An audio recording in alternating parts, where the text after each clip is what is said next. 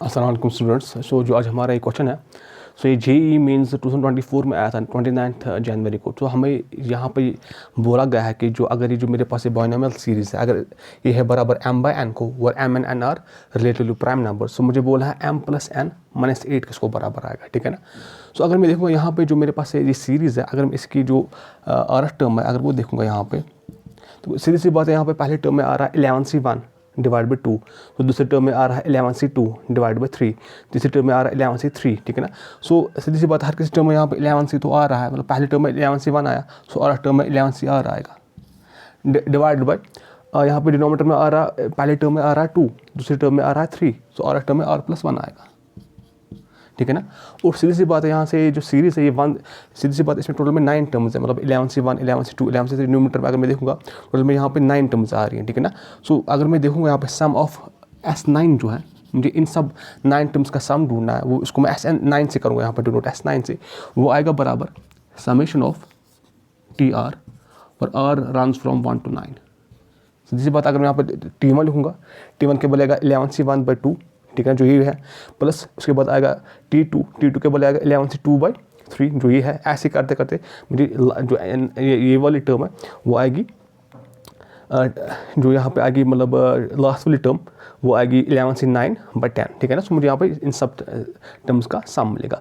अब यहाँ पे मैं देखूँगा, यहाँ पे मैं अगर इसके बले ऐसे लिखूँ, summation of R running from 1 to 9 TR के बले 11cr डिवाइडेड बाई r+1।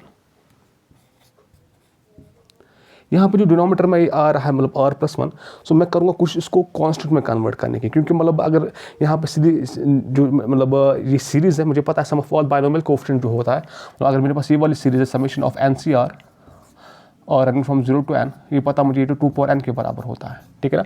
अगर ऐसे यहाँ पे मतलब मेरे पास एक सीरीज़ बन जाती है न्यूमरेटर में, डिनोमिनेटर में कांस्टेंट आ जाता, सो मैं सीधे बोल पाता कि इसका वैल्यू क्या आएगा, ठीक है ना। अगर मतलब ऐसी सीरीज़ कोई आ जाती है, लेकिन यहाँ पे क्या आ रहा है, यहाँ पे सिर्फ मुझे, अगर मैं ये वाली फॉर्मूला यूज़ करूँगा, उसके लिए मैं ये वाली फॉर्मूला यूज़ करूँगा। डिनोमिनेटर में मुझे कांस्टेंट आना चाहिए, ठीक है ना। उसके लिए मैं, अगर मैं इसका वैल्यू देखूँगा पहले 12cr+1, सो ये आएगा बराबर 12 बाई r+1 11cr, ठीक है ना। यहाँ पे मैं ये वाली फॉर्मूला यूज़ कर रहा हूँ, मतलब NCR is same as n by r n-1 cr-1, ये वाली फॉर्मूला मैं यहाँ पे यूज़ की, ठीक है ना। यहाँ पे आएगा 12 बाई r+1, फिर आएगा 12 को एक कम करना हो तो 11 आएगा 11c, r+1 को भी एक कम करना हो तो r आएगा, सो ये इसके बराबर आएगा, ठीक है ना। अगर मैं इसको देखूँगा फर्दर, सो 12c r+1, सो ये जो 12 है, इसको अगर मैं इसको यहाँ से लाऊँ, डिनोमिनेटर में आ गए, ठीक है ना, और ये आएगा बराबर 11cr डिवाइड बाई r+1। अब अगर मैं ऐसा करूं कि मेरे पास जो अभी सीरीज़ है, जो ये S9 का वैल्यू है, ये इसके बराबर है, और अगर मैं इसी इक्वेशन में मतलब 11cr बाई r+1 के वाले ये वाली क्वांटिटी लूँ, क्योंकि इसमें डिनोमिनेटर में कांस्टेंट आ रहा है, इसके डिनोमिनेटर में कांस्टेंट है, और जब यहाँ पे समेशन है, समेशन पे मुझे इसका वैल्यू पे बहुत इजीली कैलकुलेट कर पाऊंगा, ठीक है ना। सो इस अब मेरा सिर्फ अब मैं ऐसा करूँगा, इसके बले मतलब जो ये वाली इक्वेशन है 11c, इसमें जो 11cr बाई r+1 का वैल्यू ये इसके बराबर ही मैं यहाँ पे पुट करता हूँ, ठीक है ना। So putting the value of equation second, इसको मैं इक्वेशन सेकंड नाम देता हूँ, इसको ये मैं डालूंगा इस इक्वेशन में। सो S9 का जो वैल्यू आएगा वो आएगा समेशन ऑफ और run from 1 to 9, so 11cr by r+1 के बले 12cr+1 डिवाइड बाई 12, ठीक है ना, होल डिवाइड बाई 12, वो 12 मैं यहाँ पे फिलहाल लिखता हूँ, और अगले स्टेप में इसको मैं बाहर निकालूंगा क्योंकि वो कॉन्स्टेंट है 1/12। अब समेशन जो ऑपरेटर है, समेशन और रनिंग फ्रॉम 1 to 9, अब मुझे इसको इवॉल्वेट करना है, ठीक है ना। अब मुझे इसको इवॉल्वेट करना, सो ये यहाँ से मैं रब कर लेता हूँ, क्योंकि इसका वैल्यू जो आएगा, इसका जो वैल्यू है, मतलब यहाँ पे सीरीज जनरेट हो जाएगी, बायनोमियल सीरीज जो होती है, मतलब सम ऑफ ऑल बायनोमियल कोएफिशिएंट्स हो तो 2 power n के बराबर होता है। अगर सारे टर्म्स नहीं आएंगे तो मैं कुछ टर्म्स ऐड करूँगा और सबट्रैक्ट करूँगा ताकि मुझे उसका वैल्यू मिले। सो 12c, यहाँ पे जो इसका वैल्यू है वो आएगा 12cr, मतलब 12cr+1, ठीक है ना।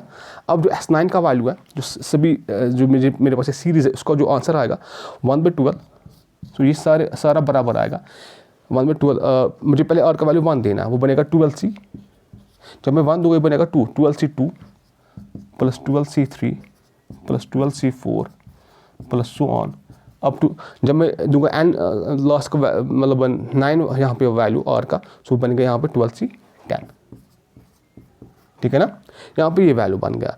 अब यहाँ पे इसमें अगर मैं यहाँ से मतलब देखूंगा और ये किसको बराबर है, यहाँ से m बाय n को बराबर है, पहले मैं इसका वैल्यू ढूंढूंगा यहाँ पे। तो अगर मैं इसमें ऐसा मैं करूँ 1/12 तो मेरे पास आई, तो अगर मैं इसमें 12c0 ऐड करूँ और 12c1 भी ऐड करूँ, सो और ये सीरीज जा रही है 12c10 तक, और 12c11 भी ऐड करूँ और 12c12 भी ऐड करूँ, और यही टर्म्स में अगर मैं सब्ट्रैक्ट भी करूँगा, क्योंकि मैंने ऐड किए तो है ही नहीं यहाँ पे ये 4 टर्म्स है ना। सो 12c0 मैंने इसमें ऐड किया, उसका वैल्यू तो 1 है, मैं सब्ट्रैक्ट करूँगा। 12c1 मैंने इसमें ऐड किया, उसका वैल्यू 12 है, ठीक है ना, वो मैं सब्ट्रैक्ट करूँगा। 12c11 मैंने ऐड किया, 12c11 is same as 12c1, ठीक है ना, because 11 + 1 = 12, NCR is same as NCN-R, और NC1 का वैल्यू तो n ही होता है, तो 12 ही आएगा। सो ये मैंने इसमें ऐड किया, ये मैं सब्ट्रैक्ट करूँगा, फिर से 12 ही आ गया यहाँ पे। और लास्टली जो मतलब 12c12 है, 12c12 NCN का वैल्यू तो 1 होता है, NCN इज 1, तो 12c12 भी 1 ही आएगा, ठीक है ना। सो ये मैंने इसमें खुद ही ऐड किया, और ये मैं सब्ट्रैक्ट भी करूँगा इससे, तो इसका जो वैल्यू आएगा मतलब ये तो 1 है यहाँ पे, -1, ठीक है ना। सो ये फर्दर आएगा बराबर 1/12, ये जो यहाँ पे सीरीज है 12c0 से 12c12 तक, सो इसका जो वैल्यू है वो 2/12 है ना। Sum of all binomial coefficients 2/n है ना, यहाँ पे अगर अब 12 में रहूँगा 2/12 के बराबर आएगा, ठीक है ना। माइनस इसमें कौन कितनी टर्म सब्ट्रैक्ट हो रही है, मतलब यहाँ पे जो इनका मतलब सम है, मतलब ये अगर -24 -26 आ रहा है टोटल में, ठीक है ना। और इसका वैल्यू मुझे पता है, मतलब 2/12 का जो वैल्यू है 1/12 वो आ रहा है 4096 -26, है ना, ठीक है ना, 4096 -26, और इसका जो वैल्यू आएगा फिर इसका जो वैल्यू आएगा 1/12 ये आएगा 4070,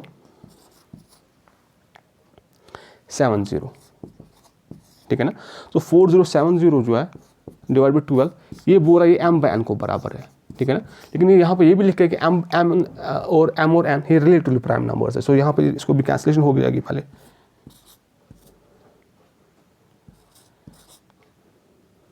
यहाँ पे मैं पहले 2 से यहाँ पे,